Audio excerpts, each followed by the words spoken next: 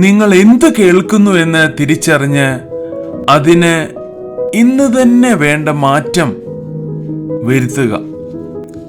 യോശുവയുടെ പുസ്തകം 1-ാം അധ്യായം 8-ാം വാക്യം ഇപ്രകാരം പറയുന്നു: ഈ ന്യായപ്രമാണ പുസ്തകം നിന്റെ വായിൽ നിന്ന് നീങ്ങിപ്പോകരുത്.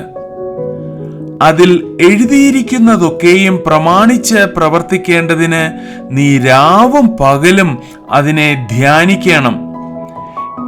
എന്തെന്നാൽ അപ്പോൾ നിങ്ങൾ നിങ്ങളുടെ വഴി സമൃദ്ധമാക്കും. അപ്പോൾ നിങ്ങൾ വിവേകത്തോടെ പ്രവർത്തിക്കുകയും നല്ല വിജയം നേടുകയും ചെയ്യും. നിങ്ങൾ എപ്പോഴും കേൾക്കുന്നത് നിങ്ങളുടെ വായിൽ നിന്നറിയാതെ തന്നെ വെളിയിൽ വരുന്നതുകൊണ്ട് നിങ്ങൾക്ക് മോഹഭംഗം സംഭവിക്കാറുണ്ടോ? ലൂക്കോസിന്റെ സുവിശേഷം 6-ാം അധ്യായം 45-ാമത്തെ വാക്യം ഇപ്രകാരം പറയുന്നു: ഒരു മനുഷ്യൻ തന്റെ ഹൃദയത്തിലെ നല്ല നിക്ഷേപത്തിൽ നിന്ന് നല്ലത് പുറപ്പെടുവിക്കുന്നു. ദുഷ്ടമനുഷ്യൻ ദോഷമായതിൽ നിന്ന് ദോഷം പുറപ്പെടുവിക്കുന്നു. ഹൃദയത്തിൽ നിറഞ്ഞ് കവിയുന്നതല്ലോ വാ സംസാരിക്കുന്നത്. നിങ്ങളുടെ ഭൂരിഭാഗം സമയവും ശ്രദ്ധയും സ്വാഭാവിക കാര്യങ്ങൾ കാണുന്നതിലും പത്രം, ടെലിവിഷൻ, സിനിമ, യൂട്യൂബ്, പിന്നീട് ജോലിയെക്കുറിച്ചും കുടുംബത്തെക്കുറിച്ചും വ്യാകുലപ്പെടുകയും ഈ സമയത്ത് പത്രത്തിൽ കണ്ടതും ടിവിയിൽ കണ്ടതും എല്ലാം നിങ്ങളുടെ വായിൽ നിന്ന് അതിവേഗം വരുന്നതായിട്ട് നിങ്ങൾ ശ്രദ്ധിച്ചിട്ടുണ്ടോ? ഇങ്ങനെയാണ് നിങ്ങളുടെ ജീവിതമെന്ന് നിങ്ങൾ തിരിച്ചറിഞ്ഞാൽ നിങ്ങളുടെ ശ്രദ്ധ ഇന്ന് തന്നെ അതിവേഗം ദൈവത്തിങ്കലേക്ക് തിരിക്കേണ്ടുന്ന ഒരു സമയം ആയിരിക്കുന്നു. യോശുവയുടെ പുസ്തകം 1-8 പറയുന്നത് പോലെ വചനം എപ്പോഴും സംസാരിക്കുക.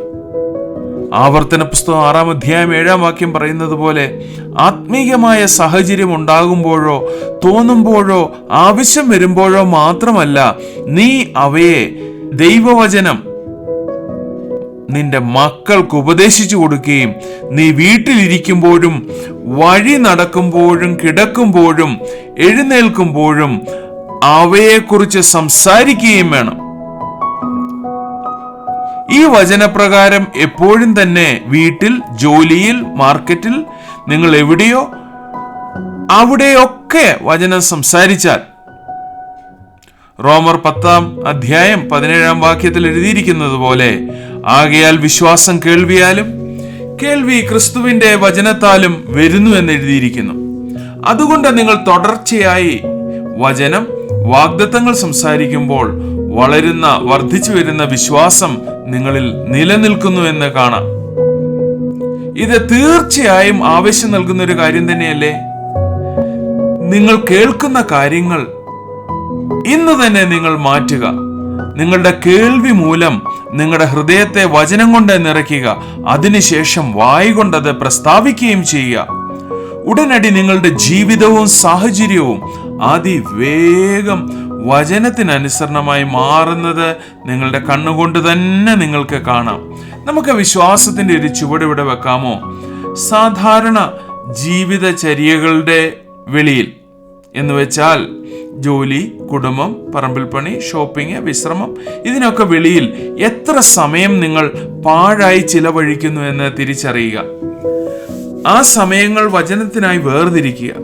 അതിനുശേഷം അപ്രകാരം ചെയ്തതുകൊണ്ട് ജീവിതം എപ്രകാരം മാറിയെന്ന് നിങ്ങളുടെ കണ്ണുകൊണ്ട് തന്നെ നോക്കിക്കണ്ട് ദൈവത്തിന് സ്തോത്രം ചെയ്യുക.